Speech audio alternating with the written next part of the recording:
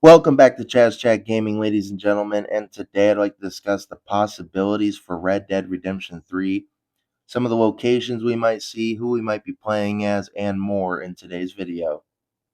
So, Red Dead Redemption 2 obviously featured John Marston and Arthur Morgan as the main protagonists in the game. And the story itself, the game itself, has held up with the test of time. And we're going to assume the same about future Rockstar titles such as RDR3 and GTA 6. They will withstand the test of time. And Red Dead Redemption 2 is very special in a lot of gamers' hearts and minds. And we are far out from Red Dead Redemption 3, but I think that it is close to the time period where we should be speculating and guessing on some of the possibilities that might make the cut. Now, with the map of RDR3 being rumored to be featured in Yellowstone, I've heard rumors about Yellowstone, New Orleans, and a bunch of other things I've read all over social media about fans speculating on where we might visit.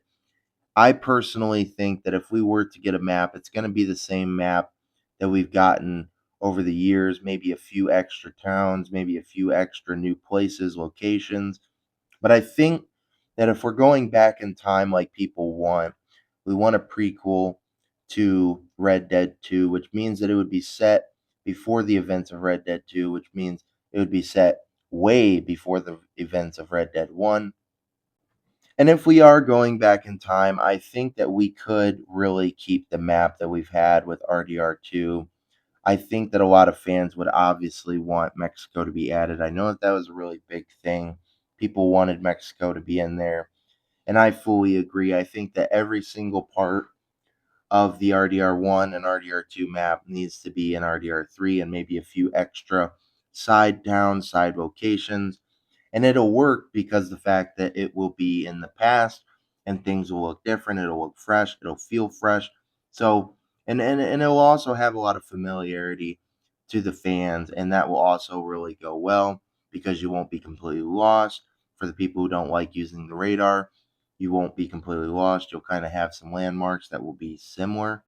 And if you're one of the fans that says, well, I don't really understand why they would do it, why would they keep the same map 3 games in a row?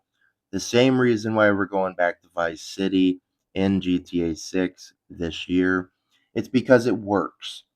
Rockstar knows what works and what people like.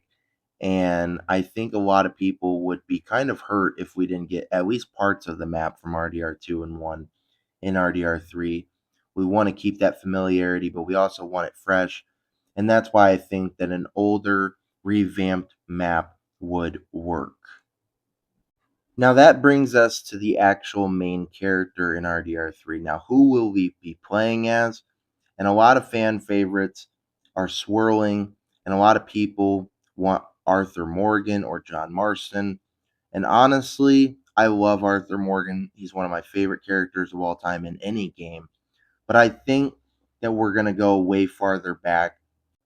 And it was mentioned in RDR2 that Arthur Morgan was just a kid when Dutch and Hosea found him and met him. So I don't really think that that will work per se. If they did do it, they would have to really fast forward at least until he's 18 or 19 years old, which that means that 5 years of Arthur Morgan's backstory is untold. So I really think that the main option and the only option is a young Dutch. And the reasoning behind my theory on that is because we need more clarity and backstory on Dutch. It seems like he's a very big focal point for the series, and it would be really cool to see him forming the gang and a young, naive Dutch who is a little bit more stable and hasn't quite lost his marbles. And it would be really cool to see this. But at the same time, I would really like to see Hosea as well. I think Hosea played a huge part in RDR2. And I do think that his backstory has enough mention in RDR2 to really build off of it in RDR3. And that brings me to my third conclusion, which is we play as both. Now, in RDR, we've played as individuals, and in GTA 5, they really changed the spectrum on the possibilities of how many characters we could play as. A lot of people were surprised we got to play as 3 when it was announced for GTA 5. So I really do think that we're going to see more than one protagonist in RDR3. I think that with GTA 5 and also GTA 6 being multiple characters, multiple protagonists, I think that Rockstar sees that it's working, and they also see that there are fan favorites out of the three in GTA 5, just like in GTA 6. There's going to be some people who prefer a character over the other, and that's going to be the case for RDR3. You're going to have multiple characters. I'm going to guess two. I'm going to take a wild guess and say it's going to be Dutch and Hosea as the main characters of RDR3.